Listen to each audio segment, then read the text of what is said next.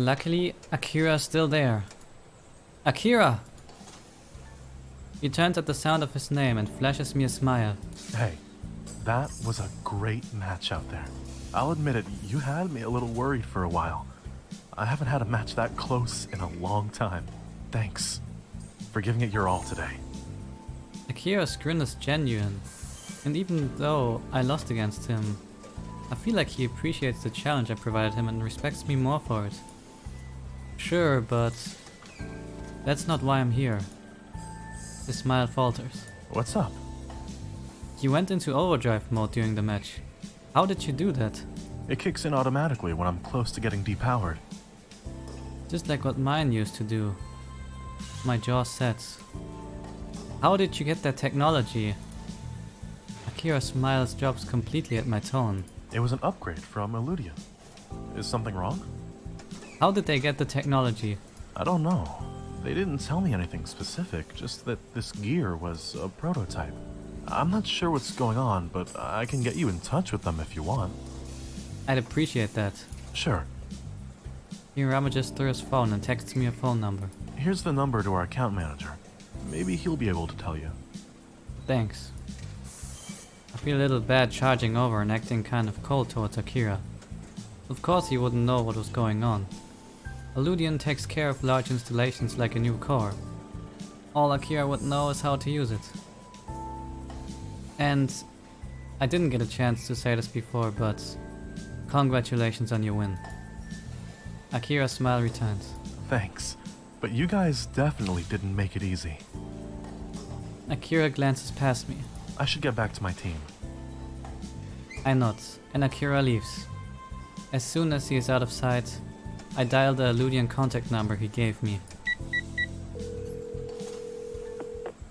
Hello? Hi, I'm KiteCat8, one of the pilots for ACE 2049-11. Yes, I'm familiar with you and your team. How can I help you? I had some questions relating to Akira's core overdrive. Unfortunately, I can't help you. I'm only involved in the team side of things. You'll have to talk to someone in the tech and engineering department. I see. Is there a person I can get in touch with? Your best bet would be to try calling Eludian's main number and setting up an appointment. Alright, thanks. Good luck. After we hang up the call, I quickly locate Eludian's number. I try to keep my irritation in check as I wait for someone to answer. Finally, I reach the receptionist, who helpfully inquires if I have an appointment or I'd like to make an appointment. Realizing I was not going to go anywhere, I make an appointment to visit the office tomorrow.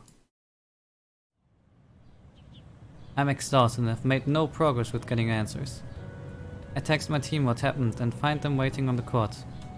Valerie and Yuna are there too. Show got us up to speed. With how long it took me to activate your overdrive mode, Eludian has got to be working with a prototype or have access to your core's blueprints. Those are my thoughts exactly. But how would they have gotten those schematics? I didn't give it to them. Promise. I give her a weak grin. Not what I was implying, but still good to know. Still, that sucks, Broseph. Mayu nods. I'm a little surprised the account manager doesn't know that information. Yuna looks thoughtful. I think for larger companies like Eludian, it makes sense. The account managers are the liaison between the sponsor and the sponsee, so that's their main focus. They make sure the team gets what was supposed to go to them, so they don't need to know how that item was acquired or developed in the first place. The only time you see a lot of interdepartmental duties is when you're with smaller companies. Does Dashu have a similar model as Eludian? Oh yes, definitely. Especially since they sponsor more than one industry. Well, I have an appointment scheduled for tomorrow. Hopefully they'll be more successful. Good. It's easier to demand answers in person. Demand? Pretty sure that's how you get kicked out of a place. He's got to be aggressive if he wants to get any answers. Otherwise, they'll keep passing him off from one person to the next. Something weird is going on, and I intend to find out what. My voice holds more confidence than I feel. I can't quiet the sinking feeling in the pit of my stomach. Yuna nods and speaks gently. For now, you should try not to stress about it. Yeah, there's not much you can do. You're right, I know. I think I'm going to head home then. Everyone agrees. Mayu and Kaori look equally exhausted, and even Sho doesn't have as much energy as usual. Valerie's been unusually quiet, and Yuna looks solemn. This loss weighs heavy on everyone. We say our goodbyes and I head to the parking lot. Then I hop on my bike and head home. Uncle Kaito and Nikki are both sitting on the couch, watching TV when I arrive. Hi Uncle Kaito. Hey Nikki. Kaito grins at me. Welcome back. How was your match? Actually, it's... Finally, you're home. I thought you were going to miss it. Miss what? The Moskers, of course. Did you forget? In all of the excitement of today, I completely forgot about the Moskers. My expression must have given away my thoughts, because Nikki shakes her head. Ah, play it cool. Oh, there's no chance I'll ever forget this moment. When Leonardo DiCaprio will finally win that Mosker he so rightly deserves. Nikki laughs. You say that every time he's been nominated and each time you've been wrong. I've got a good feeling about this one. You say that every year too. I snuggle in between them on the couch just as the opening's number starts. I only partially pay attention to most of the nominations. Every so often I peek at Uncle Kaito and Nikki. Kaito looks about as engaged as I am while Nikki is practically on the edge of her seat. Every so often she'd shout out who she hopes to win. Finally is the moment we've all been waiting for. The nomination for Best Actor. Leonardo DiCaprio is nominated for his role in The Apparition against a handful of people no one cares about. Uncle Kaito and I look over at each other in solidarity.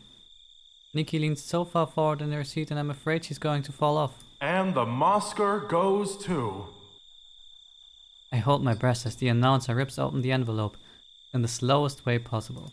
Leonardo DiCaprio! Nikki jumps up and screams while Kaito throws a fist in the air and shouts excitedly. I leap off the couch and jump up and down with Nikki. She throws her arms around me in a hug. You finally did it! I know! I'm feeling a little left out here. Nikki and I glance at each other and laugh. Then we each give Kaito a high five. Honestly, Nikki, I'm surprised you're so excited about this. I didn't realize you liked him. This is a momentous event! What's not to like? Before I can answer, she shushes me. Oh, he's about to give his speech. We watch as Leonardo graciously accepts his Mosker and runs through his list of thanks. And finally, I'd like to mention how thankful I am that we took care of global warming back in 2016, where everyone can still enjoy the wonders of snow. The audience roars with applause as Siu walks off the stage. What a classy guy. Yeah. Nikki gets back on her feet. Anybody want a snack? Kaito perks up. I wouldn't say no to that. Same here. Be right back. She runs off into the kitchen and returns with a place of strawberries. Ooh, strawberries. Uncle Kaito's face lights up as he grabs the closest one to him.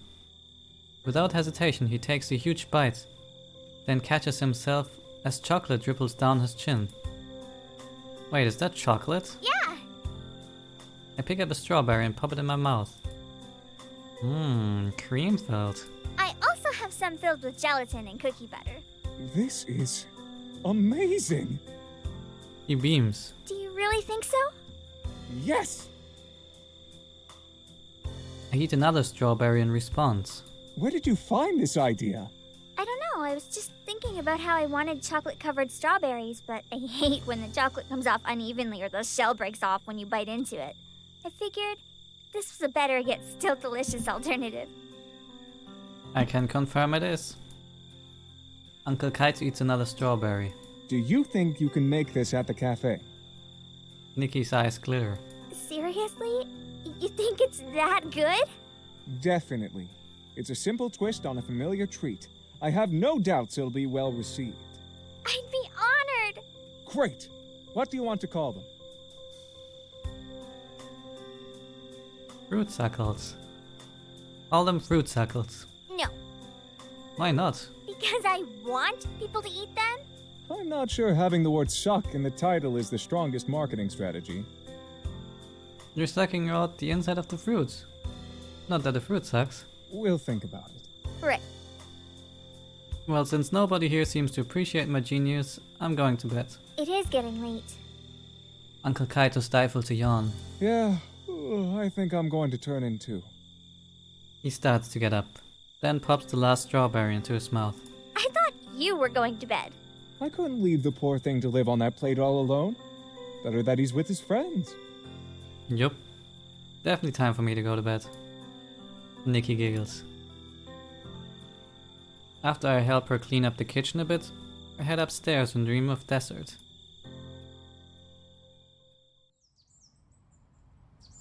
I wake up unexpectedly and blink at my eyes at the sunlight filtering through my curtains. Is it morning already? I wonder what woke me up. For some reason I can't get the feeling I'm being watched out of my head. It must be my imagination. I roll over in bed to check the time, when I see a dark-haired woman sitting beside my bed. Mayu?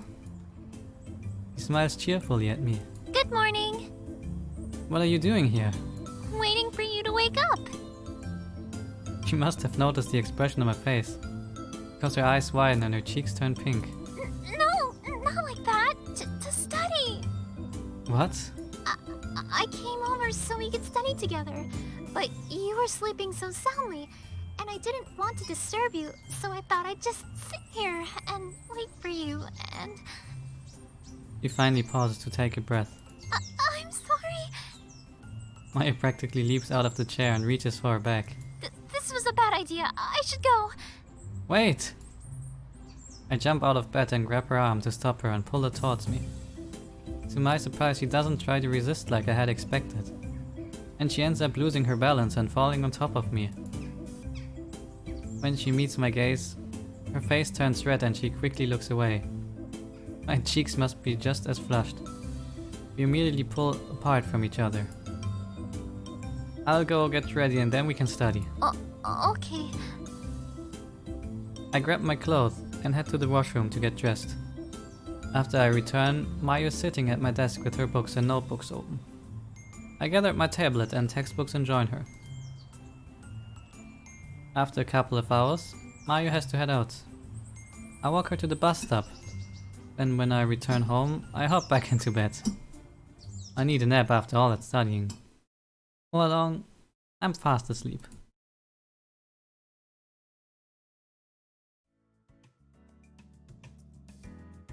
I woke up from my nap feeling refreshed. That really hit the spot. There is still a lot of time before our Ludian meeting this afternoon. Wonder if anyone's free. Valerie pops up in my mind, but before I can call her, she calls me.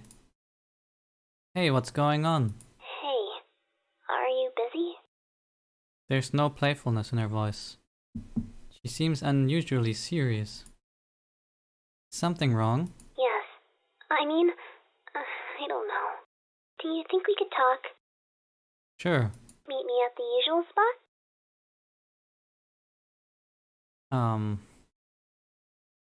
You mean the cafe? Aw, he remembered. My other guess would have been the hangar. I wouldn't say we hang out there. That's business. And this is pleasure? She sighs. No.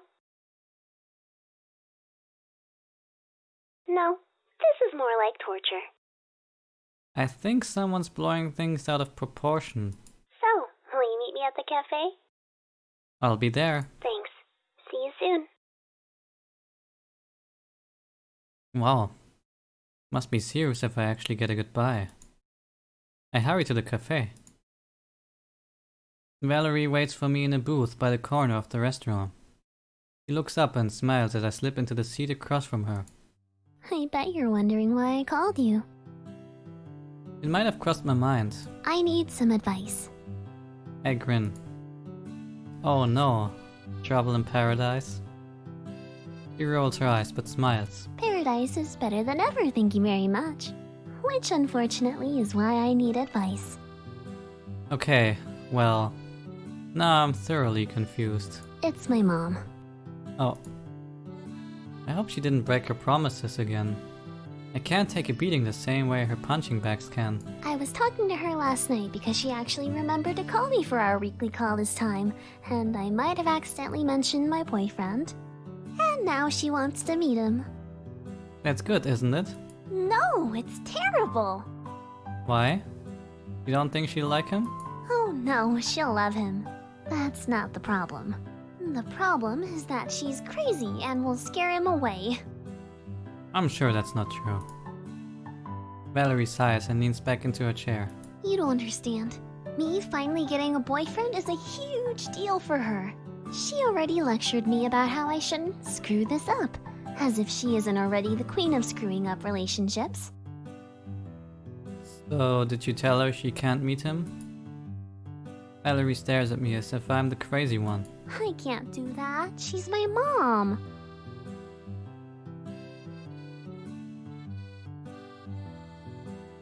She'll probably just cancel anyway. Does it really matter if your mom plans to meet him? Didn't you hear everything I told you?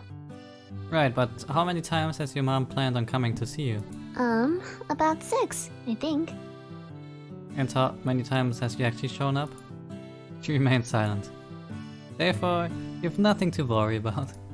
Valerie crosses her arms, then smirks. That was mean, but oddly accurate.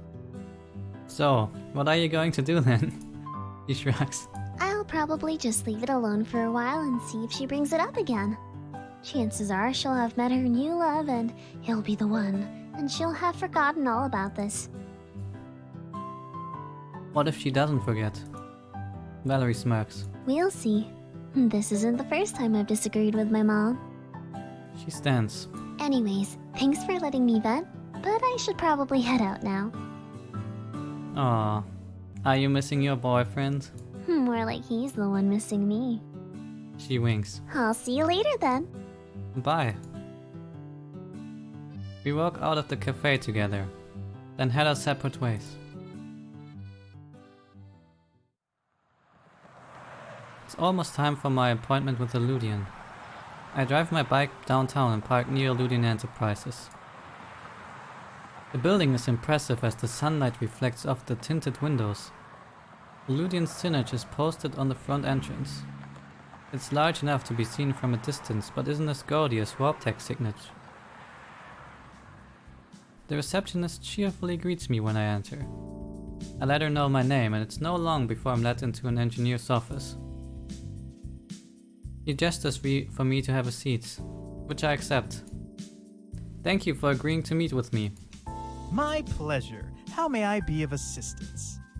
I had a few questions about the core overdrive technology seen at Ace Academy's match yesterday. What questions?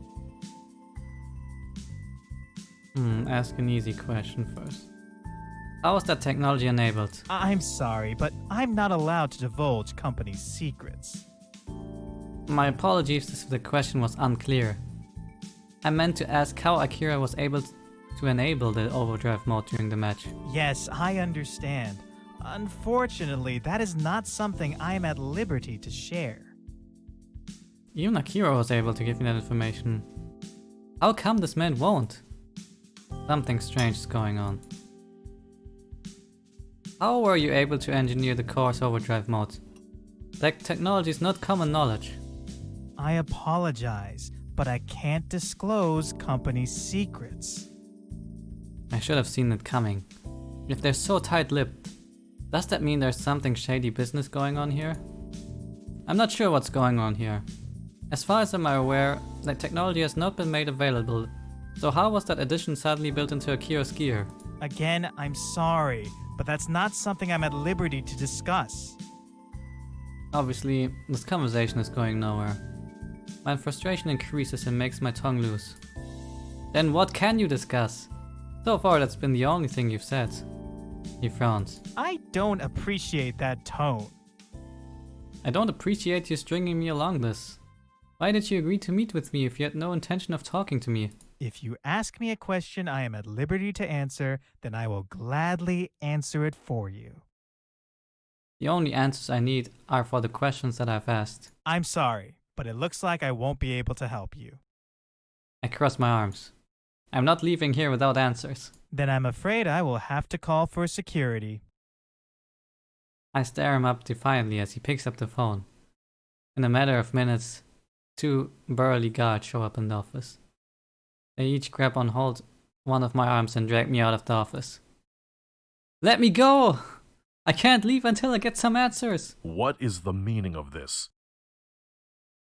A tall man dressed in a smart suit blocks the hallway. Why are the guards trying to forcibly remove this young man from the premises? We're just following orders, sir. I am the order here. The guard looks at each other, then release me. Thank you. The man turns to me. What is this all about? Although he speaks softly, there is a clear air of authority around him. I don't dare act bluntly towards him, especially after he's giving me a second chance to get my answers. I'm sorry, sir, but I came here looking for an answer to a simple question. What question? It's in regards to the overdrive core from the Ace Academy match yesterday. He studies me. You are a student here? Yes, a pilot. Come in my office. Perhaps I can help you. He dismisses the guards and leads me into a private office with large windows. I read the plaque on his desk, which is twice the size of my own. Donnie Roos, CEO. I glance sharply at him, but he doesn't seem to notice. Why is the CEO getting involved with that kind of dispute? He offers me a seat, which I take. Maybe this is some sort of PR stunt.